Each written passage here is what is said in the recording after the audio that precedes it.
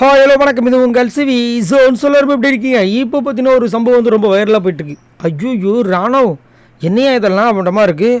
So ராணவுக்காக வந்துட்டு இப்போ ஒரு ஷார்ட் வைரலாக வந்துட்டு ஒரு ரீல் வந்து பிரபலமாயிட்டிருக்கு.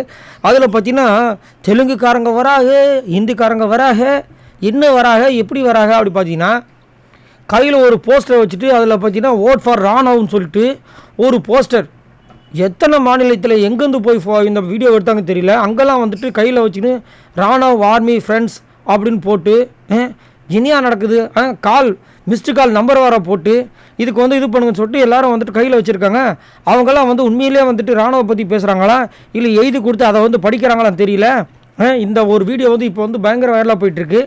ஏன்பா ராணவ் நீ உள்ள நல்லா தான் இப்போ தானே பண்ணிகிட்ருக்க, இது என்ன புதுசாக இருக்குது? இதை பார்க்கும்போது எனக்கு எப்படி தோடுதுன்னா, இதுக்கு முன்னாடி விக்ரமனுக்கு இப்படி தான் வந்துட்டு அங்கங்கே போஸ்டர் ஓட்டுறதும், அதுக்கப்புறம் வந்து பேனர் வைக்கிறதும், அதுக்கப்புறம் அந்த கட்சியிலேருந்தே வந்து ஆட்கள் வந்துட்டு இந்த பிக் பாஸ் கேமில் இறங்குறதும், கட்சிக்காரங்களுக்கெல்லாம் வந்து ஓட்டு போட சொன்னதும், இந்த மாதிரி நிறைய விஷயங்கள் நடந்துச்சு. இன்னையா இது? அப்போ ராணவ் ஓஹோ அப்போ நீங்களும் இந்த மாதிரி வேலையெல்லாம் பண்ணிகிட்ருக்கீங்களான்ற மாதிரி இருக்குது. ராணுவோட கேம் உள்ளே வந்துட்டு இப்போ கொஞ்சம் இம்ப்ரூவ்மெண்ட் ஆகிருக்கு, இல்லை நான் சொல்லலை.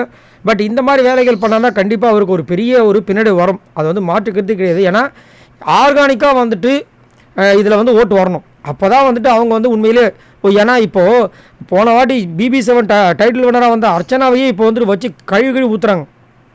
அதை வந்தது ஆர்கானிக் ஓட்டு கிடையாது, அவங்க நல்லா நடித்து ஏமாற்றிட்டாங்க அப்படின்னு. ஆனால் என்னோடய கருத்து பார்த்தீங்கன்னா பிரதீப் என்ற ஒரு நபர் அன்னைக்கு எவிட்டாகாமல் இருந்திருந்தால் அர்ச்சனாக்கு வந்து இவ்வளோ ஓட்டு வந்திருக்குமா, இவங்க டைட்டில் வினர் ஆயிருப்பாங்களான்னு தெரியாது. ஏன்னா பிரதீப்புக்கு வந்துட்டு ஓட்டு போடுறதுக்கு தவிச்சிட்டு இருந்த மக்கள் பிரதீப் போனதுனால என்ன பண்ணுன்னு தெரியாமல் ஏது பண்ணுன்னு தெரியாமல் அர்ச்சனா பக்கம் திரும்பினாங்க. அது அவங்களுக்கு அப்படி பூமாலையாக மாறி அவங்களுக்கு தங்கமாக வந்து ஜொலிச்சு அந்த தங்க கோப்பையை வந்து வின் பண்ணிட்டாங்க. பட் மேபி பிரதீப் கண்டினியூ பண்ணியிருந்தாருன்னா கண்டிப்பாக வந்து பிரதீப் அடிச்சிருப்பார். இப்போ என்னென்னா இங்கே இந்த மாதிரி வந்து ராணவ் வந்துட்டு ஒரு PR வேலை பண்ணுற மாதிரியே ஒரு விஷயத்த பண்ணியிருக்காரு. அதுதான் கொஞ்சம் வருத்தமாக இருக்குது. ஏன்ப்பா இது ஒரு தேவையில்லாத வேலைன்ற மாதிரி இருக்குது. சரி உங்களோட கருத்தை சொல்லுங்கள்.